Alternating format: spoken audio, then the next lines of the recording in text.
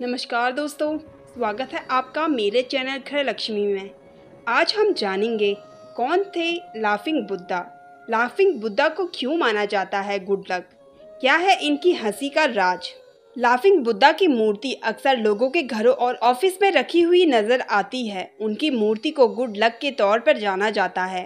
कई लोग उनको उपहार के रूप में भी देते हैं। चलिए आपको बताते हैं कि लाफिंग बुद्धा कौन थे और उनकी मूर्ति को इतना शुभ क्यों माना जाता था। ऐसा माना जाता है कि महात्मा बुद्ध के कई शिष्य थे। उनमें से एक थे जापान के होतेई। ऐसा कहा जाता है कि जब होतेई ने ज्ञान की प्राप्ति की तब वो जोर जोर से हंसने लगे थे। तभी से उन्होंने अपने जीवन का एकमात्र उद्देश्य लोगों को हंसाना बना लिया था।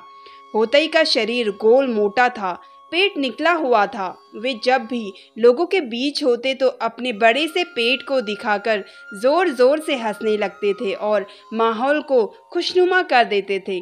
उनके हंसमुख स्वभाव की वजह से लोगों ने उन्हें लाफिंग बुद्धा बुलाना शुरू कर दिया।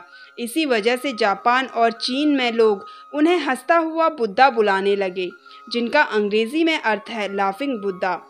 बाकी बौद्ध गुरुओं की ही तरह लाफिंग बुद्धा के भी अनुयायियों ने उनके एकमात्र उद्देश्य को देश दुनिया में फैलाया। फेंगशुई को माना जाता है भगवान। होतेई के अनुयायियों ने उनका इस तरह से प्रचार किया कि चीन और जापान के लोग उन्हें भगवान मानने लगे और उनकी मूर्ति को घर में रखने लगे। चीन में होतेई को पुतेई के नाम से जाना जाता है और उन्हें फेंगशुई का भगवान माना जाता है।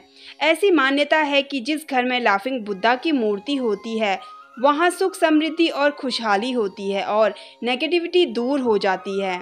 तो इसी के साथ जानेंगे तोहफे में मिली लाफिंग बुद्धा होती है शुभ। फेंगशुई के मुताबिक लाफिंग बुद्धा खरीदकर घर पर लाना उतना शुभ नहीं माना जाता जितना कि तोहफे में मिला हुआ। इसलिए अक्सर देखा जाता है कि लोग एक दूसरे को लाफिंग बुद्धा तोहफे के रूप में देते हैं। इसी के साथ जानेंगे कई मुद्राओं में होती है लाफिंग बुद्धा।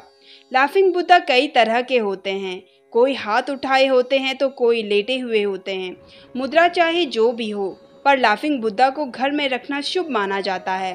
पर कहा जाता है कि हंसते हुए बैठे लाफिंग बुद्धा को घर में रखना ज़्यादा शुभ होता है।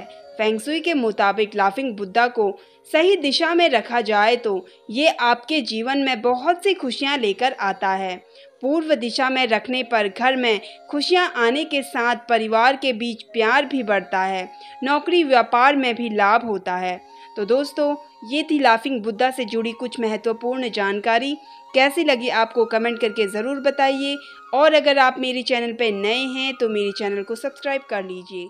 धन्यवाद।